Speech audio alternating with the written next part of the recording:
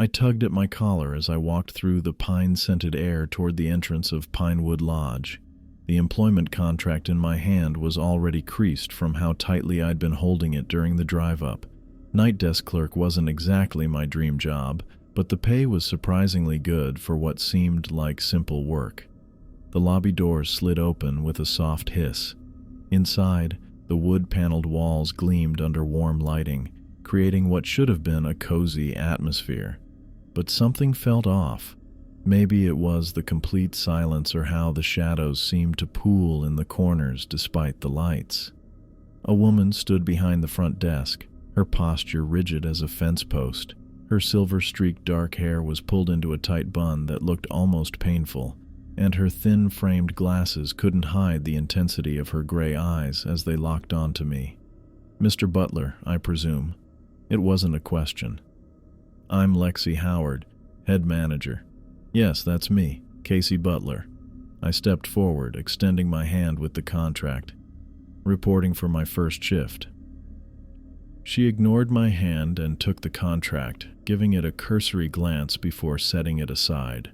Her thin lips remained in a straight line as she reached below the counter and pulled out a thick black binder that made a heavy thud when she placed it between us.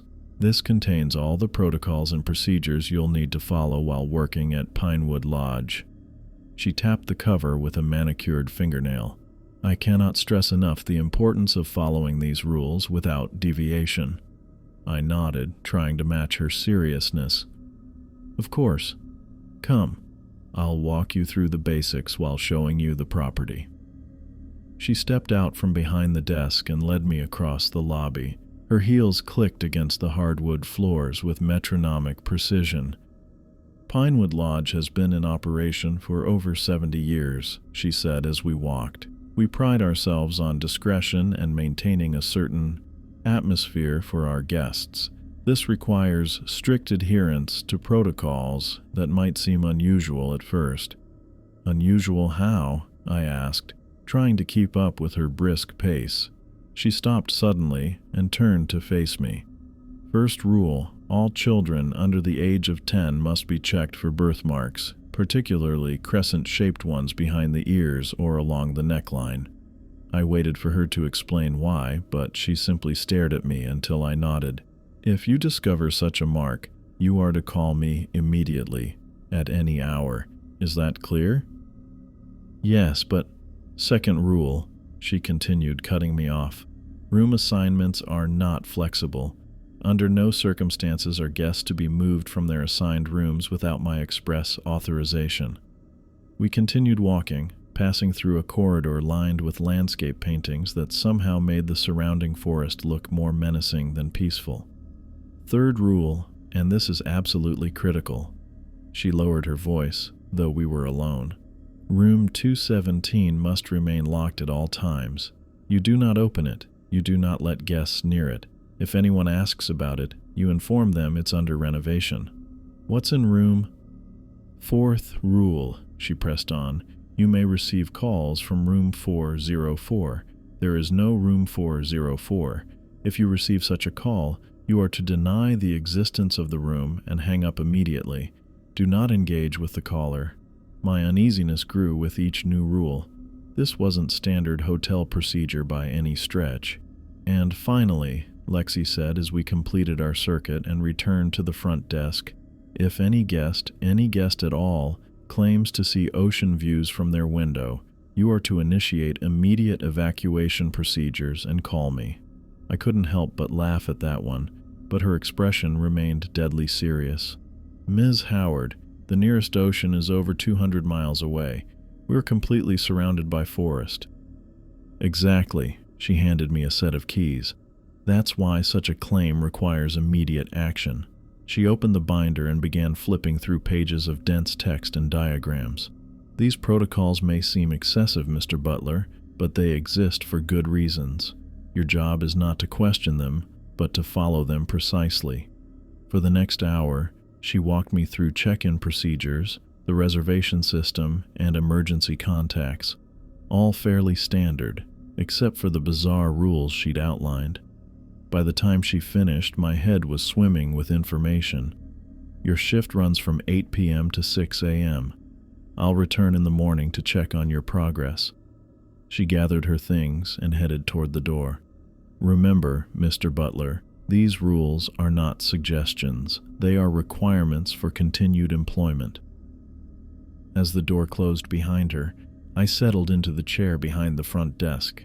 The lobby felt even more unsettling now that I was alone. The tick of the grandfather clock in the corner seemed to echo through the space, and the shadows in the far corners looked darker than they should have. I opened the binder and began reading through the protocols in more detail.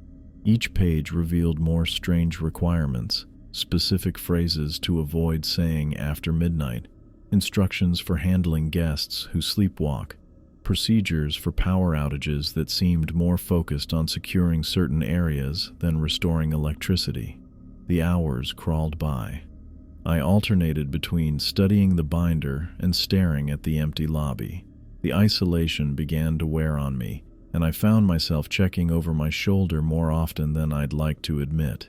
At exactly midnight, the front door opened, and a family of 3 walked in, a man, woman, and young girl of about 7. The adults looked tired from travel, but the girl seemed wide awake, her bright eyes taking in the lobby with curious interest. "Welcome to Pinewood Lodge," I said, trying to sound more confident than I felt. "Checking in?" The man nodded and stepped forward. "Reservation for Vasquez, Samuel Vasquez." I typed the name into the computer system. "Yes, I have you here. 2 adults, 1 child, staying for 3 nights?" "That's right," the woman confirmed. She placed a gentle hand on the girl's shoulder. "This is our daughter, Chelsea." Chelsea smiled at me, revealing a missing front tooth. "Hi, do you have a swimming pool?" "We do," I said, returning her smile. "It's on the lower level, open until 10 p.m. I processed their registration while making small talk. Samuel handed over their credit card and IDs, and I prepared their room keys. "We're putting you in room 115, I said, sliding the key cards across the counter. "It's on the first floor, just down the hallway to the right." As Chelsea leaned over the counter to take a mint from the bowl, I noticed something behind her ear, a small dark mark partially hidden by her hair. Remembering Lexi's first rule, I casually moved the desk lamp to get a better look. It was unmistakably a crescent-shaped birthmark. My stomach tightened. "Excuse me a moment," I said, trying to keep my voice steady. "I need to verify something with your reservation." I stepped away from the desk and pulled out my phone, quickly dialing Lexi's number. She answered on the first ring. "Ms. Howard, it's Casey Butler. I have a family checking in, the Vasquezes. Their daughter has a crescent birthmark behind her left ear." "I'll be there in 10 minutes, she replied without hesitation. "Keep them in the lobby." She hung up before I could ask any questions. I returned to the desk, making excuses about computer issues to keep the family waiting. Samuel looked increasingly annoyed while Kathy tried to keep Chelsea entertained.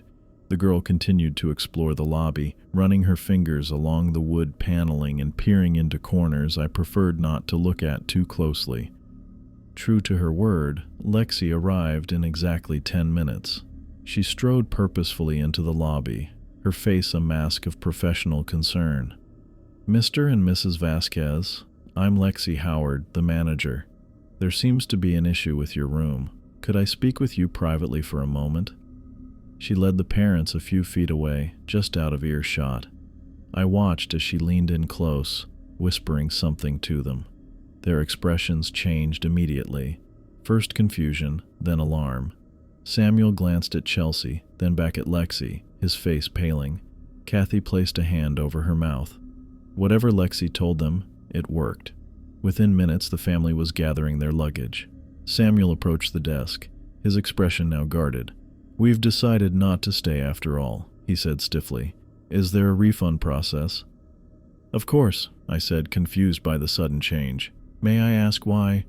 "Process the refund, Mr. Butler," Lexi interrupted, her tone leaving no room for questions. I completed the refund in awkward silence. Chelsea looked disappointed, tugging at her mother's sleeve and asking why they couldn't stay.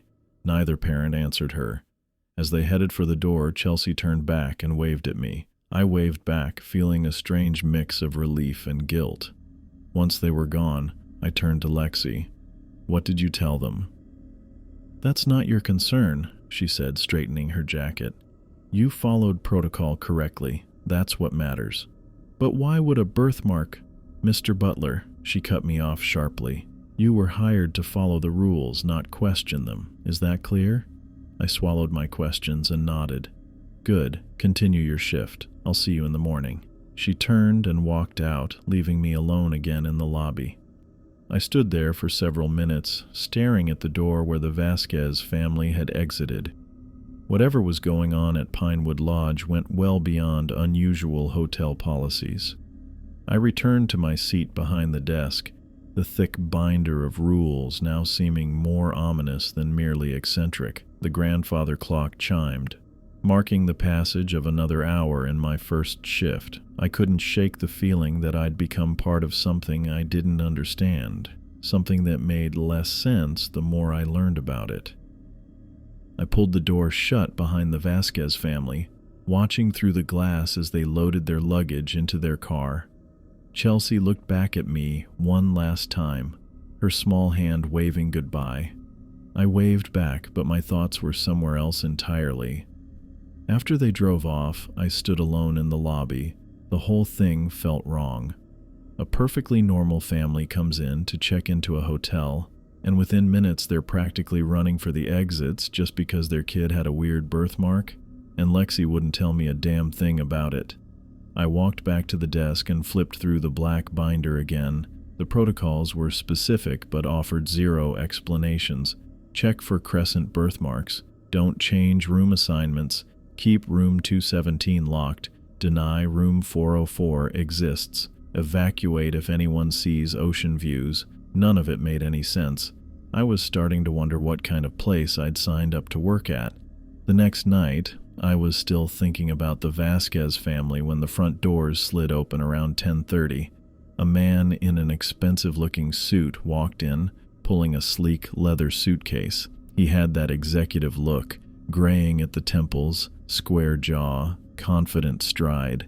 He stopped at the desk and placed his credit card down without a word. "Good evening, sir. Checking in?" Obviously. He didn't look up from his phone. "Gary Davenport. I should have a reservation." I typed his name into the system. "Yes, Mr. Davenport. We have you down for 3 nights in room 215. King bed, forest view." "Fine." He drummed his fingers on the counter while I processed his information. I handed him the key card. "You're all set. The elevators are just around the corner to your left. Is there anything else I can help with tonight?" He finally looked up from his phone. "What's the deal with room 217? I specifically requested that room when I made my reservation." My stomach dropped. "I'm sorry, sir. Room 217 is unavailable. It's currently under renovation." "Under renovation?" He raised an eyebrow. "That's not what I was told when I called last week. The woman I spoke with said it would be ready by my arrival." I kept my face neutral. "I apologize for the confusion, but I can assure you that room is not available. Room 215 is very similar in size and has the same view." "I don't want similar. I want what I reserved." He leaned forward. "Look, I'm a Platinum Elite member with your hotel chain. I stay at these properties 40 weeks a year. I think you can make an exception." "I understand, Mr. Davenport, but that room truly is unavailable. I can offer you a discount on your stay for the inconvenience." He stared at me for a long moment. "Fine, but I want to speak with your manager tomorrow." "Of course. Lexi Howard will be available in the morning?" He took his key card and walked toward the elevators. I watched him go, feeling uneasy. Something about his interest in room 217 bothered me. The night passed quietly until about 1 in the morning when the desk phone rang. "Front desk, this is Casey." "This is Gary Davenport in room 215. I need extra towels and pillows brought up." "Right away, sir. I'll bring those up myself." I gathered the requested items from the supply closet and took the elevator to the 2nd floor. When I knocked on his door, there was no answer. I knocked again, louder. Mr. Davenport, I have your towels and pillows. Still nothing. I set the items down by his door, figuring he might have fallen asleep. As I turned to leave, I noticed the door to room 217 at the end of the hallway. Something made me walk down to check it. The lock seemed secure, but I gave the handle a test anyway, locked tight just as it should be. I headed back toward the elevator when I realized I'd forgotten my master key card on the housekeeping cart I'd brought up. I hurried back to retrieve it, but when I rounded the corner, the cart was gone, and so was the stack of linens I'd left outside room 215. Worse, the door to room 217 was now slightly ajar. Shit! I ran down the hallway. As I approached, I heard a strange sound coming from inside, something between a whisper and a hum. The door was open just a few inches, and through the gap, I caught a glimpse of movement in the darkness. Something shifting, flowing almost, like ink and water. Not a person, not anything I could identify. I slammed the door shut with both hands and turned the key in the lock. My heart was pounding in my ears. What the hell do you think you're doing? I spun around to find Davenport standing in the hallway, his face pale and sweaty. He was shaking violently. Mr. Davenport, that room is off limits to all guests. How did you get in there? He didn't answer. His eyes were fixed on the door behind me, wide with terror. Then his legs gave out and he collapsed to the floor. I knelt beside him. Mr. Davenport, can you hear me? He was conscious but unresponsive, his breathing rapid and shallow. I pulled out my phone and called Lexi. She answered on the first ring. What happened? It's room 217. A guest got in somehow. He's in shock or something. I'll be there in 10 minutes. Don't move him. Don't leave him alone. I stayed with Davenport until Lexi arrived, looking remarkably put together despite the hour. She took one look at him and pulled out her phone. This is Lexi Howard at Pinewood Lodge. We need a car for an immediate guest departure. She paused. Yes, the usual arrangement. 20 minutes. She hung up and knelt beside Davenport, who was still staring blankly ahead. Mr. Davenport, we're arranging transportation for you. You're checking out immediately. He didn't respond, but she wasn't really asking. She turned to me. Help me get him to his room to collect his things. We each took an arm and guided him back to room 215. His suitcase was still mostly packed. Lexi efficiently gathered his toiletries from the bathroom while I helped him into his jacket. He moved mechanically, like a sleepwalker. 20 minutes later, a black town car pulled up outside the front entrance. The driver, a stone-faced man in a dark suit, helped Davenport into the back seat without a word. Lexi handed the driver an envelope, and they drove off into the night. Once they were gone, Lexi turned to me, her face tight with anger. What happened? How did he get into that room? I don't know. He called for extra towels. When I brought them up, he didn't answer his door. I left them outside and checked room 217 on my way back. It was locked. But when I came back for my key card, the door was open. Where was your master key? On the housekeeping cart. I only left it for a minute. She pinched the bridge of her nose. That room must remain locked at all times, Casey. At all times. Do you understand? Yes, but what's in there? I saw something moving inside. It doesn't matter what's in there. What matters is that it stays in there. She looked at me sharply. This is exactly why we have protocols. They're not suggestions. They're requirements. I understand. I hope you do. Because what Mr. Davenport saw in that room will haunt him for the rest of his life. She checked her watch. Go back to your post. I'll handle the paperwork for his early departure. Several quiet days passed. I did my job, followed the protocols, and tried not to think too much about what had happened. But every time I passed room 217 during my rounds, I felt a chill. Then came the night of the phone call.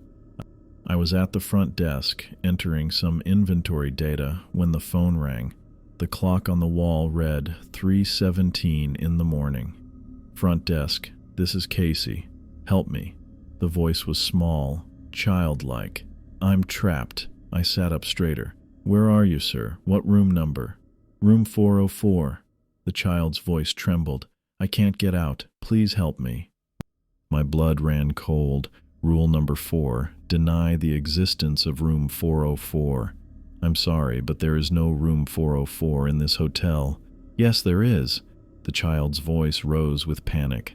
I'm in it right now. The door won't open and it's dark in here. I gripped the phone tighter. I apologize, but you must be confused. This hotel only goes up to the 3rd floor. There is no 4th floor or room 404. You're lying. The child was crying now. Please, I'm scared. Something's in here with me. Every instinct told me to help, but Lexi's warnings echoed in my head. Follow the protocols, no exceptions. I'm sorry, but I can't help you with a room that doesn't exist. Good night. I hung up, my hand shaking. The phone rang again immediately. I stared at it, watching it ring and ring. The child's frightened voice played in my head. Something's in here with me. I let it ring until it finally stopped. I didn't sleep the rest of my shift. Every sound made me jump. When Lexi arrived in the morning, she found me still at the desk, pale and exhausted. You look terrible. What happened? I got a call last night from room 404. Her expression didn't change. And? It was a kid, a child saying they were trapped and scared. I followed protocol, denied the room exists, and hung up, but they called back. I let it ring. Lexi nodded. Good. You did exactly right. But what if there really was a child who needed help? She sat down beside me. Those calls come in regularly. Always a child, always scared, always trapped. But there is no room 404, Casey, and there is no child. Then who's calling? What's calling? Some questions don't have answers you want to hear. She looked at me steadily. Acknowledging room 404 makes it worse, for everyone. Trust me on this. Worse how? The calls would increase, the voice would get more convincing, and eventually something would come looking for whoever answered. She stood up. You followed protocol. That's all that matters. I nodded, too tired to argue. But as I gathered my things to leave, I couldn't shake the memory of that small, frightened voice begging for help in the darkness. I sat at the front desk, going through the morning's paperwork when the sliding doors opened. An elderly woman with wispy white hair cut in a short bob walked in, pulling a small rolling suitcase behind her. She wore a floral dress with a light cardigan despite the cool morning air, and a pearl necklace that caught the light as she approached. Good morning, I said, setting aside the forms I'd been working on. Welcome to Pinewood Lodge. How can I help you today? The woman smiled at me, her pale blue eyes seeming to look slightly past me rather than directly at me. I'd like to check in, please. I have a reservation under Russell, Ashley Russell. Her voice was soft and dreamy, with a gentle lilt to it. I typed her name into the system, finding her reservation quickly. Yes, Ms. Russell. I have you here for 3 nights in a standard room with forest view. May I see your ID and credit card, please? She handed over her wallet, and I processed her check-in while making small talk about her drive to the lodge. After running her card and preparing her key, I turned back to her with a professional smile. You're all set, Ms. Russell. You'll be in room 112 on the 1st floor, which has a lovely view of the pine forest. Ashley frowned slightly, her head tilting in confusion. Oh, there must be some mistake. I specifically requested an ocean view room. I paused, my hand still extended with her room key. A chill ran through me as I recalled Lexi's 5th rule. Evacuate immediately if any guest claims to see ocean views. I'm sorry, Ms. Russell, but there seems to be some confusion. Pinewood Lodge is surrounded entirely by forest. We don't have any ocean views here. I kept my voice calm while my heart rate picked up. She laughed lightly, waving her hand dismissively. Young man, I can see the ocean right through those doors. The beautiful blue water, the waves crashing on the shore. Look, there are even seagulls flying over the beach. She pointed toward the glass doors that led to the parking lot and the dense pine forest beyond. I glanced where she was pointing, seeing nothing but trees and the gravel parking area. This was exactly the scenario Lexi had warned about. "Ms. Russell, would you mind waiting here for just a moment? I need to make a quick call." Without waiting for her response, I picked up the phone and dialed Lexi's number, keeping my eyes on Ashley. She had wandered to the glass doors and was gazing out at what she clearly perceived as an ocean view, a serene smile on her face. Lexi answered on the second ring. "Howard speaking. This is Casey at the front desk.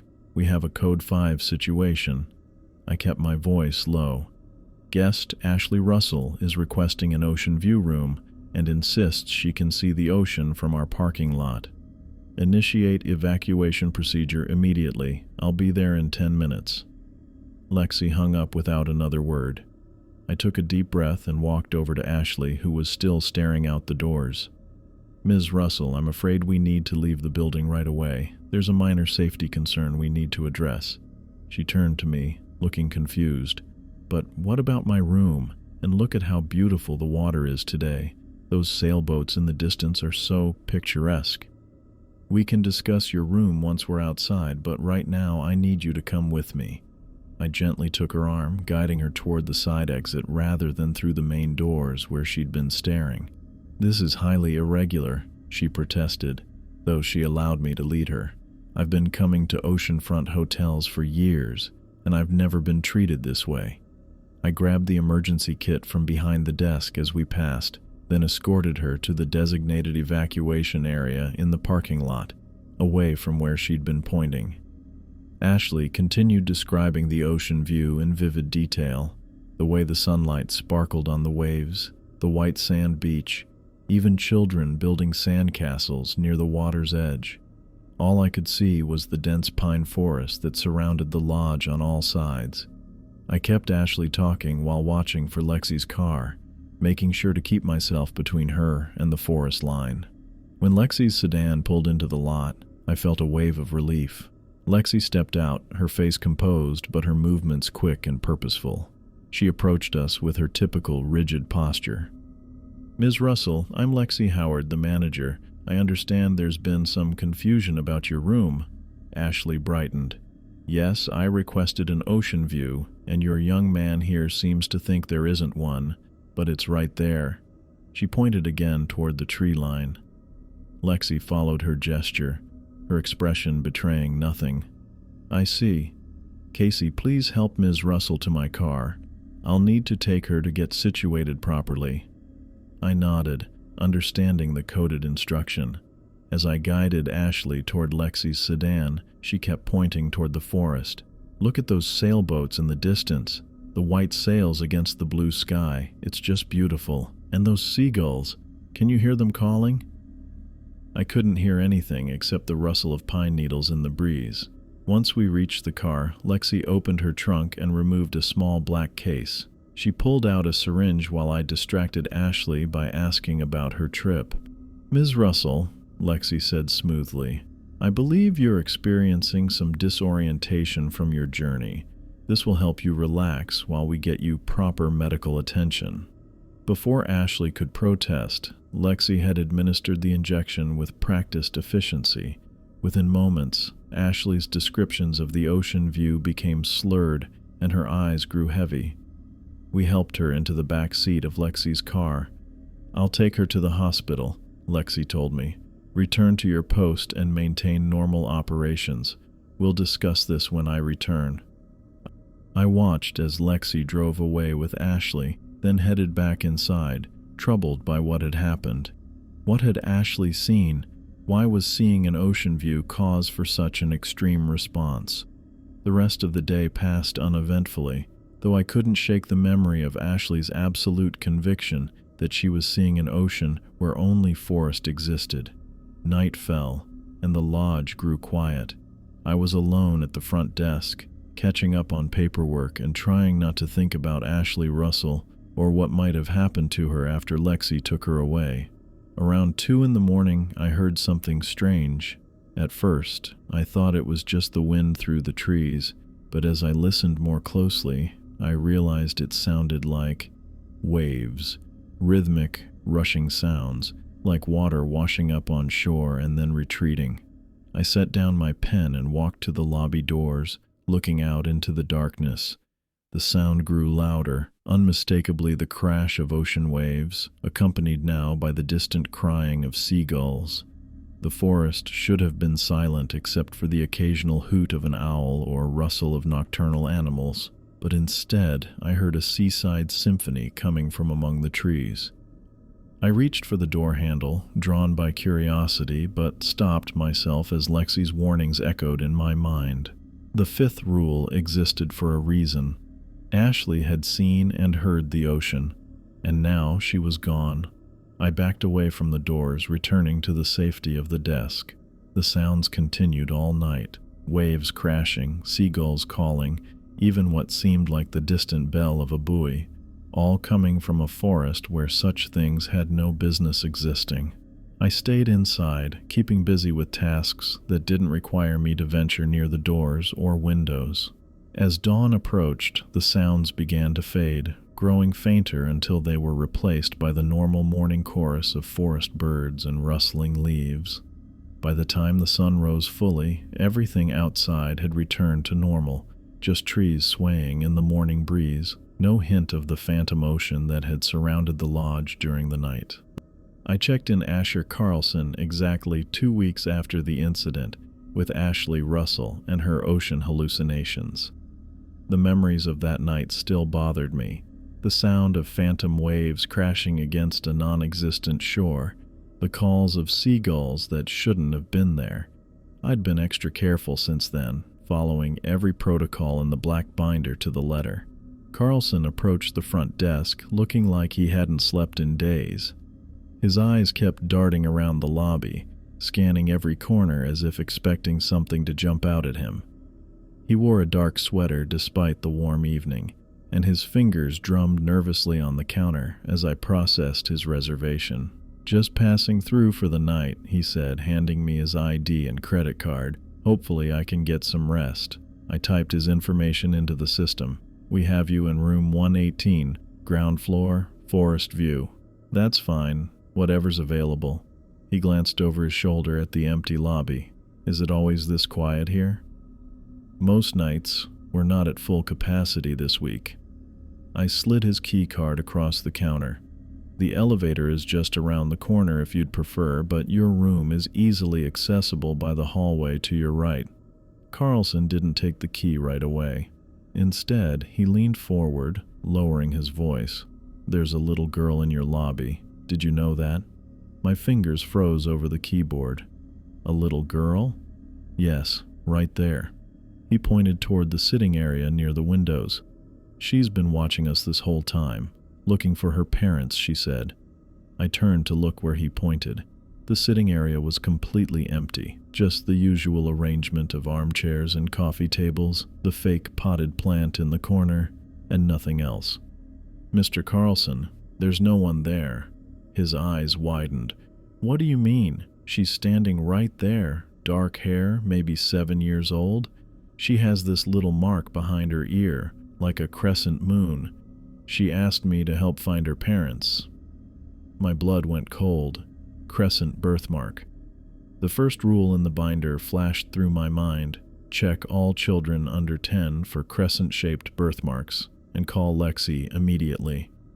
"Excuse me one moment, Mr. Carlson."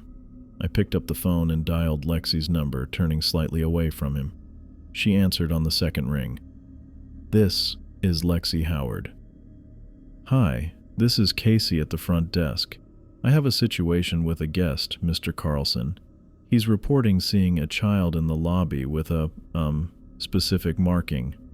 I kept my voice steady, trying not to alarm Carlson further. "I'll be there in 15 minutes. Keep him at the desk." She hung up without another word. I turned back to Carlson, who was still staring at the empty sitting area. "Mr. Howard, our manager is on her way to assist with this situation. Would you mind waiting here for a few minutes?" "She's coming closer," he whispered, taking a step back from the counter. "Can't you see her? She's right there." I looked again at the empty space. "Why don't you tell me what she's doing right now?" "She's walking this way. Slowly." His voice shook. "She keeps asking where her parents are. Says she's been looking for them for a long time. I tried to keep him calm by asking questions about his trip, where he was headed next, anything to distract him from the child only he could see. He answered mechanically, his attention clearly elsewhere. When Lexi finally arrived, her face was tight with concern. She introduced herself to Carlson, who seemed relieved that someone else had shown up.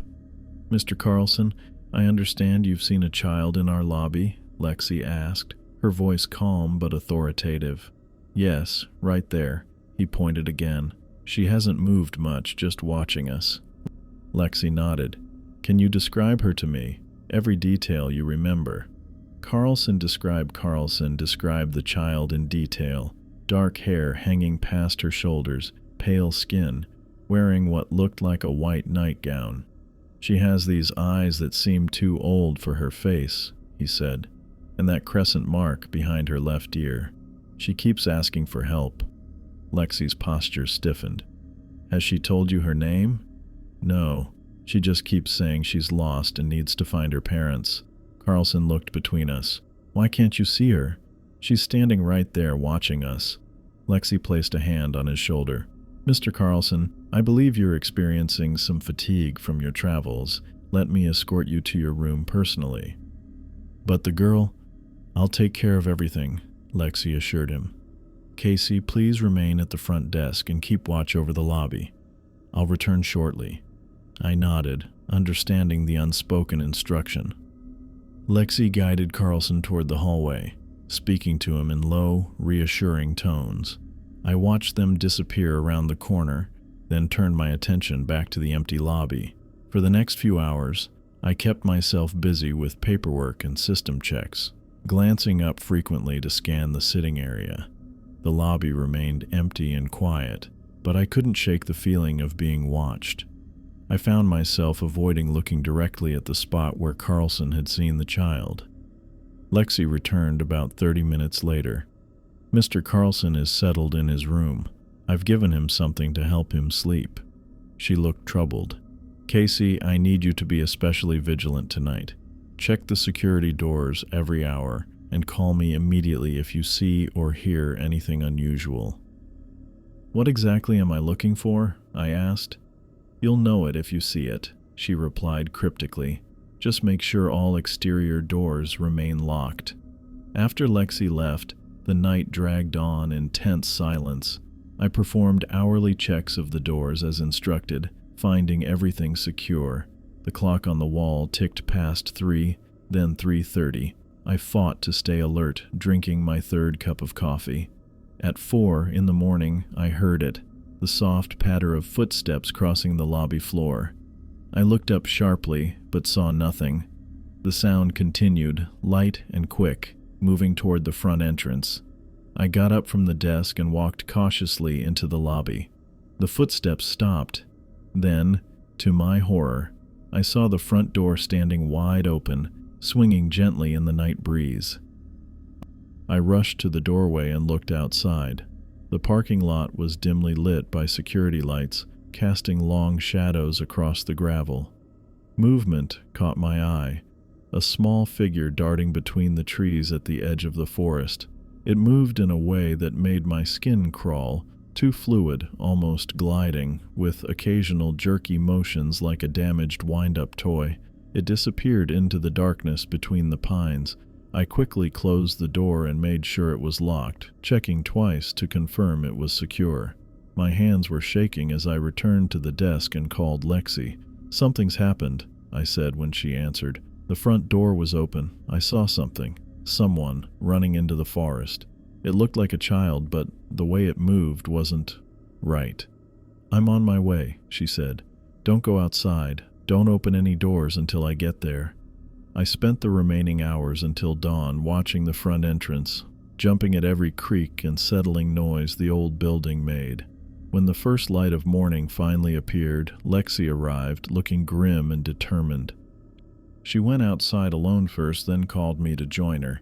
Near the tree line, she pointed to a series of small footprints in the damp earth, leading from the direction of the hotel into the forest. The prints were perfectly formed, the size of a child's foot, but spaced at irregular intervals, sometimes too far apart for a normal stride. We followed them to the edge of the trees, where they abruptly vanished, as if whatever made them had simply disappeared into thin air. "This is why we have the protocols," Lexi said quietly. "Certain guests, like Mr. Carlson, attract unwanted attention. They see things that most people can't, and sometimes those things follow them here." "What was it?" I asked, staring at the spot where the footprints ended. "Something that doesn't belong," she replied. "Something that uses children's appearances to lure people in." She turned back toward the hotel. "We need to arrange for Mr. Carlson's immediate departure. He can't stay another night." I was filling out paperwork 3 weeks into my job at Pinewood Lodge. The night had been quiet. Just a handful of guests checked in, all of them now tucked away in their rooms. The lobby felt still, with only the soft hum of the heating system and the occasional creak of the old building settling around me. My pen scratched against the incident reports as I documented a minor plumbing issue from earlier. I'd gotten used to the rhythm of night work, the long stretches of silence broken only by the occasional late check-in or odd request. The strange rules no longer seemed as bizarre as they had that first night. They were just part of the job now. A mechanical whir broke the silence. I looked up from my paperwork, listening. The elevator was moving. I checked the time, 2:43 in the morning.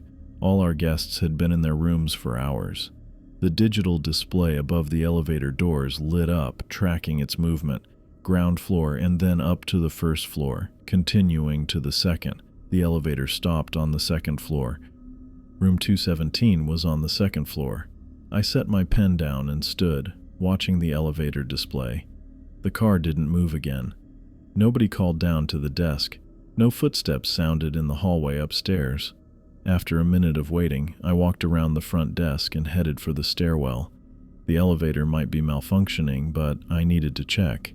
The stairs felt safer than taking the elevator itself. I pushed through the stairwell door and climbed to the second floor. The hallway was dimly lit by the night lighting, creating pools of shadow between each wall sconce. I moved quietly down the corridor, listening for any sound of movement. As I rounded the corner toward room 217, I stopped cold. The door to room 217 stood wide open.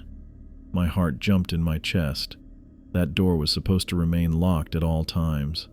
I'd checked it myself during my rounds earlier that night, tugging the handle to make sure it was secure.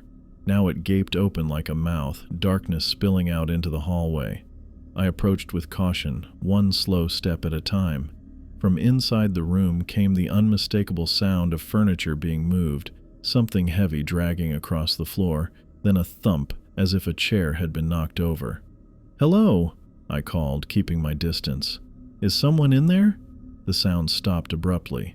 Silence hung in the air for several seconds. Casey, is that you? Thank God." The voice hit me like a physical blow. I knew that voice. Gary Davenport? I took half a step forward before catching myself. "Casey, I need help. I don't know how I got back here. Something's wrong with this room. Please, you need to help me get out."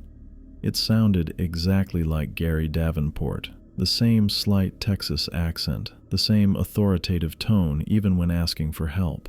But that was impossible. Gary had been taken away weeks ago, after whatever he'd seen in that room left him pale and shaking. "The door won't stay open on its own," Gary's voice called out. "You need to come in and help me. Something's wrong with my leg. I can't walk without help." I stood frozen in the hallway, my mind racing. This couldn't be Gary. Gary was gone. Whatever was in that room was using his voice, using my memory of him, to try to get me to enter. "Casey, please, it's getting closer." The desperate plea in Gary's voice almost made me step forward again. It sounded so real, so genuinely terrified.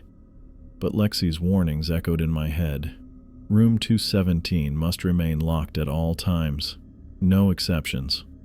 I lunged forward, not into the room, but toward the door. I grabbed the edge and slammed it shut with all my strength. The heavy door connected with the frame with a bang that echoed down the empty hallway. I fumbled with my master key, hands shaking as I locked the door. "Casey, don't leave me in here. Casey!" Gary's voice transformed into something else as it screamed my name, something that no longer sounded entirely human. The door shuddered as if something had thrown itself against it from the other side. I backed away, pulled out my phone, and called Lexi. She answered on the first ring. "What happened?" "Room 217, I said, my voice unsteady. The door was open, something inside. It was using Gary Davenport's voice, trying to get me to come in. "I'll be there in 10 minutes. Don't leave that floor. Watch the door until I arrive." I stood in the hallway, keeping my distance from room 217 but never taking my eyes off it. The banging stopped after a minute or two. Then came scratching sounds like fingernails dragging slowly down the other side of the door. Eventually, even those fell silent. Lexi arrived exactly when she said she would, coming up the stairs rather than using the elevator. She walked briskly down the hallway toward me, her face tense. "Did you enter the room?" she asked without greeting. "No, I shut the door and locked it." Relief flashed across her face. She pulled out her own set of keys and checked the lock, then placed her palm flat against the door's surface. She closed her eyes for a moment, as if listening or feeling for something.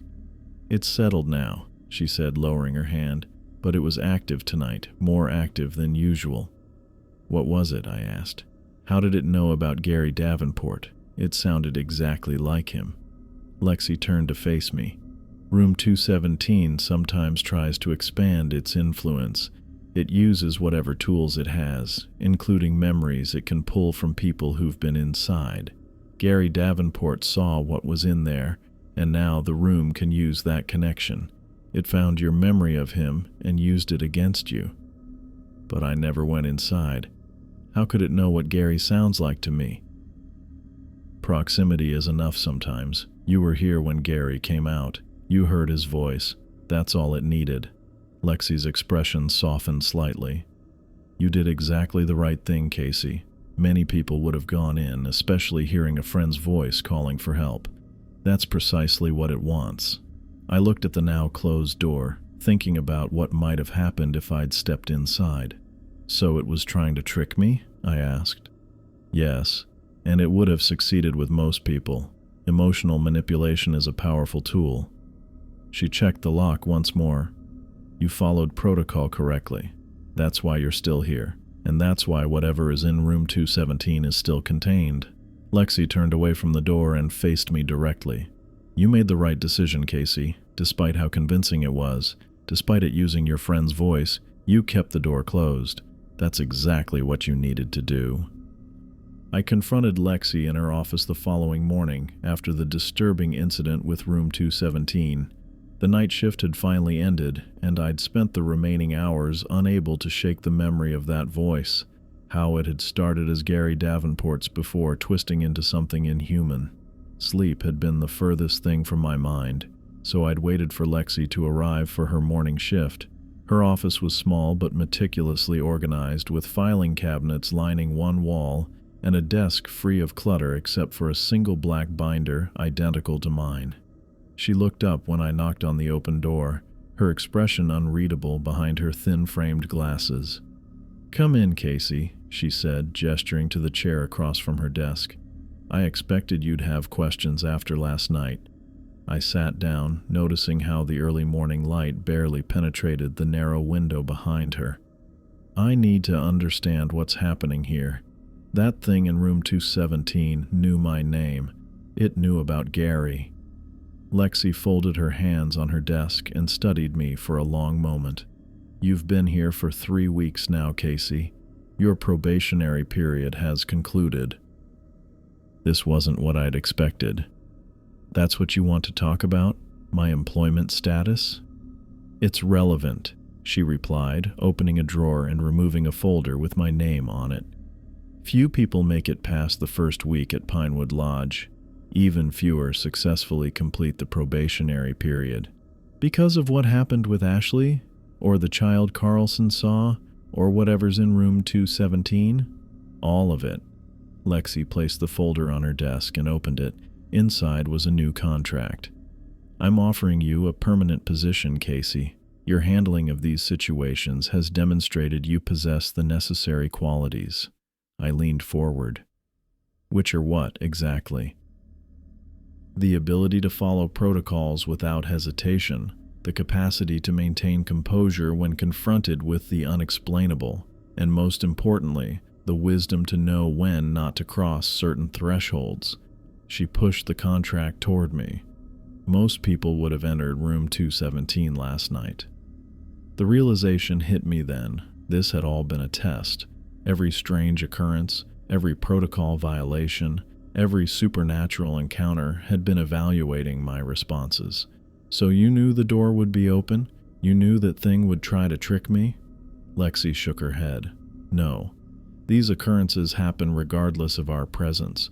What matters is how we respond to them.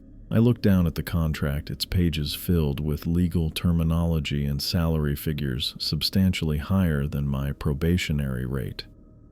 The rules, I said slowly. They're not just arbitrary protocols, are they? They're protection measures. Yes. For the first time, Lexi's expression softened slightly. This hotel exists at what you might call a crossroads.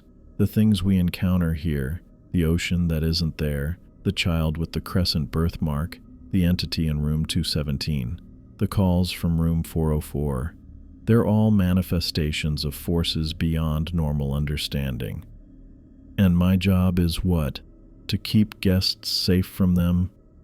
To protect the guests, yes, but also to protect yourself, and to maintain the boundaries that keep these forces contained. Lexi tapped the contract. The protocols work, Casey. They've been developed over decades of trial and error, often at great cost. I thought about Ashley Russell, seeing an ocean where there was only forest, about the Vasquez family with their daughter Chelsea and her crescent birthmark, about Asher Carlson and the childlike figure that had escaped into the woods.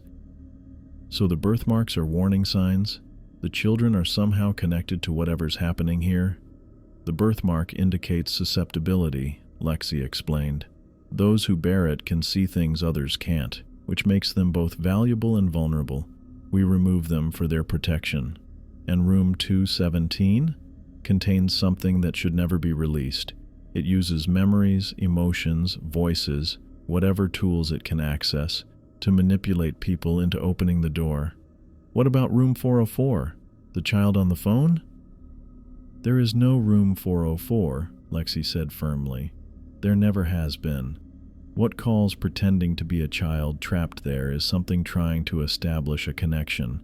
Acknowledging it strengthens that connection. Eventually, it would find a way through. And the ocean? A bleed through from somewhere else. Those who see it are already halfway between here and there. If they stay, they're drawn completely across. I sat back in my chair, trying to process everything. The rules finally made sense, not as arbitrary restrictions, but as a survival manual for navigating supernatural dangers. So that's why you sedated Ashley and took her away? Lexi nodded. Medical intervention can sometimes reset the perception, bring them back fully to this reality. I picked up the pen beside the contract. And if I take this job, I'm agreeing to continue following these protocols? To keep whatever's here contained? Yes, without question or hesitation. Lives depend on it, yours included. I signed my name on the line. Whatever was happening at Pinewood Lodge was beyond my full comprehension, but I understood enough now. The birthmarks, room 217, the non-existent room 404, the ocean views, all were warning signs of threats lurking just beyond normal perception. I'll follow every rule, I said, sliding the signed contract back across the desk. I get it now.